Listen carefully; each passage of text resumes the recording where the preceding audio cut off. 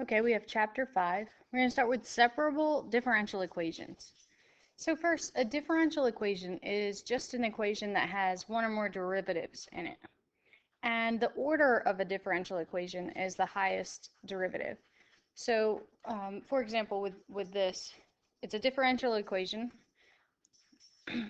first order, because it just has this dy dx in it. Oops. Um, then this one is second order because it has a second derivative. And we can't do too much with Calc 1 as far as anything too fancy. So we have to instead start with separable differential equations. That's where you can separate all the x's and dx's and the y's and dy's. They can be completely separated. So one kind of differential equation that we'll be able to solve in Calc 1 is a first order separable differential equation. So that means that we have a product of x and y factors that we can separate. Sometimes we can separate it, sometimes we can't. So we're just going to analyze the ways in which we can separate the variables. And it's very, very, very important to show the separation. You have to show it. If you don't show it, you can't do anything else. All right, so the graph of several solutions to this differential equation is shown. So we're given the derivative, and we're going to try to find the original function. So the very first thing we have to do, is, let me make this a little bigger. There we go. We have to be able to separate our variables. So what I can do is I can multiply both sides by y squared, and I can multiply both sides by x dx. Do you notice that now I have every y on one side and every x on the other side? Okay, from there, now we can take the antiderivative. So this would be 1/3 y cubed plus c1, right? Constant 1. And then on the other side, we'd have 1/3 x cubed. And we'll say plus c2 for a different constant. And if you notice, we have a constant on both sides. So if we had a constant c2 and we subtract c1 from that, we still have a constant.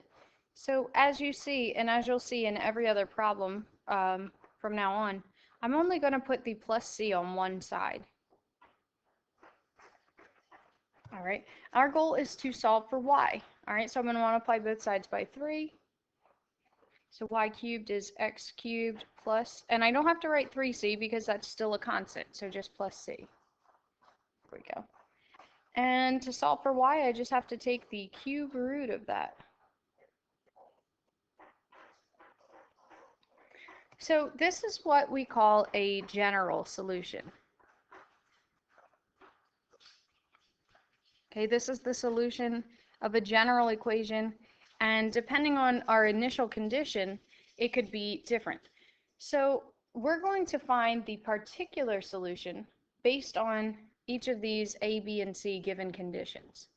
All right, so for part A, y of 0 equals 2. So that means we're going to be maybe looking at this one right here. So this will be the function, but we have to find out the equation of that. So I'm going to clear, well, I can do it right here, part A.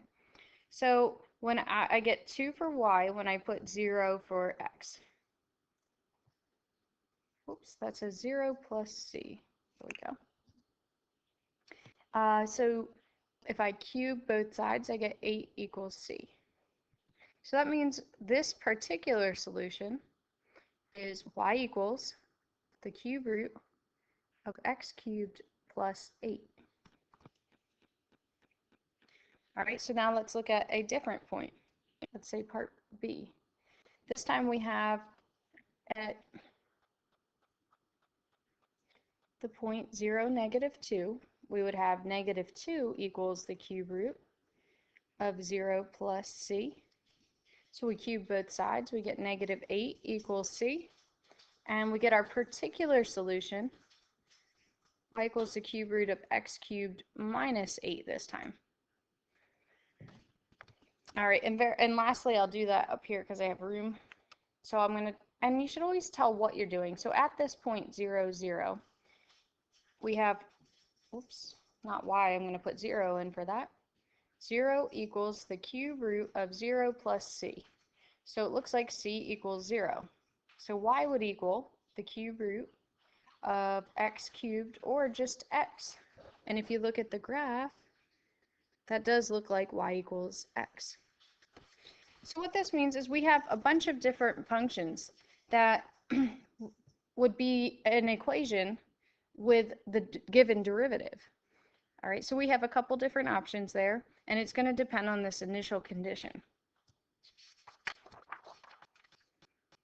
All right, so for this one, we have another equation, and it specifically tells you it's a separable differential equation, which means we should separate it.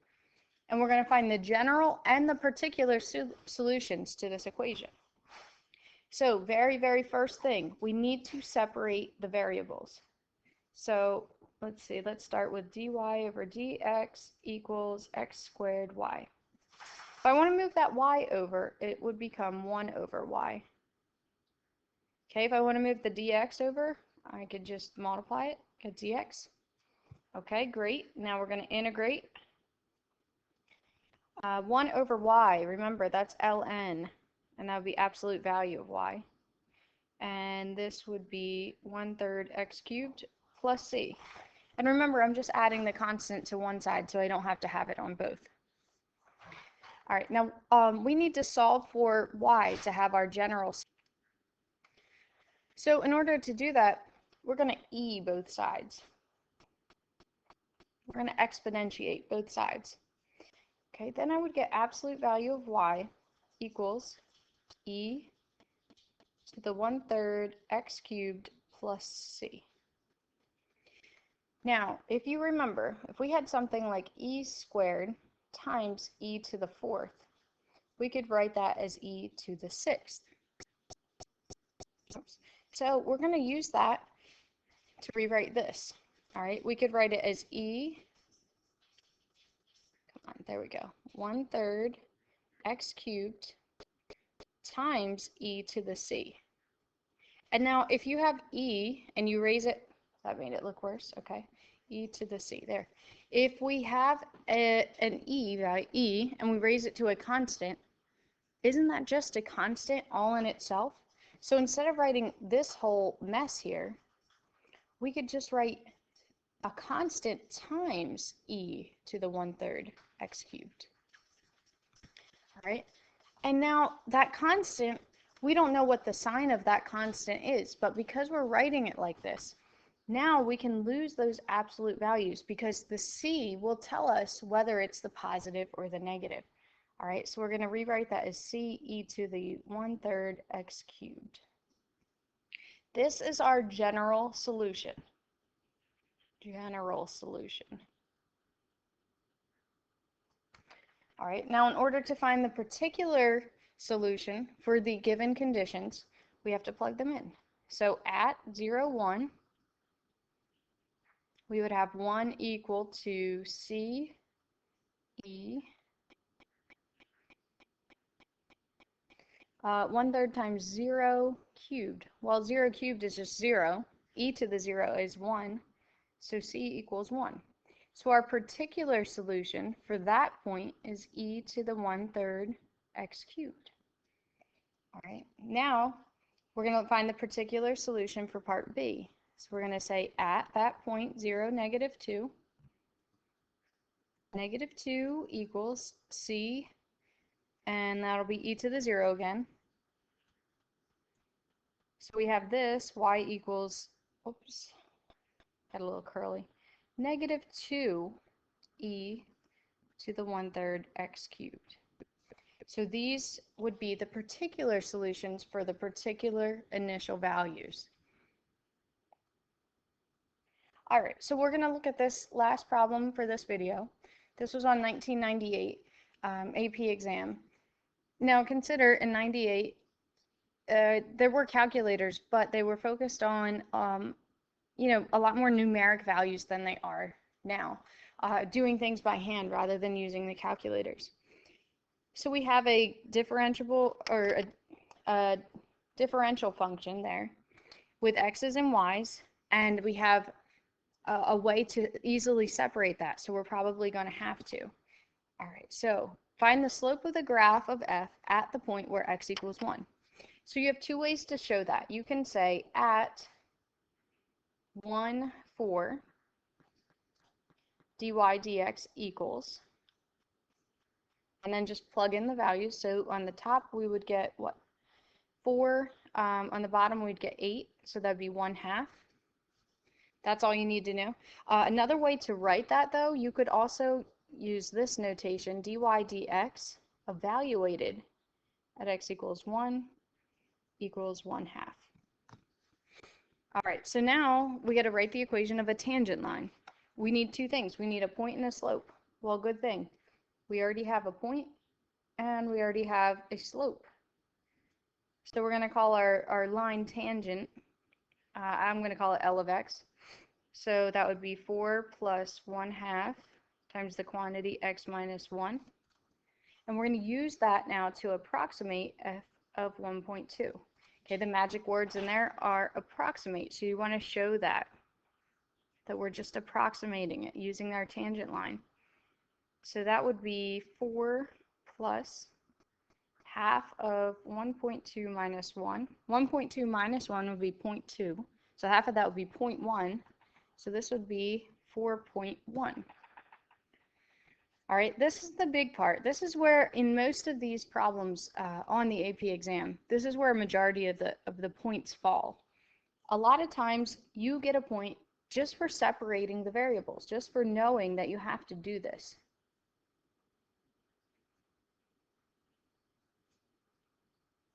All right, so we would maybe get a point there.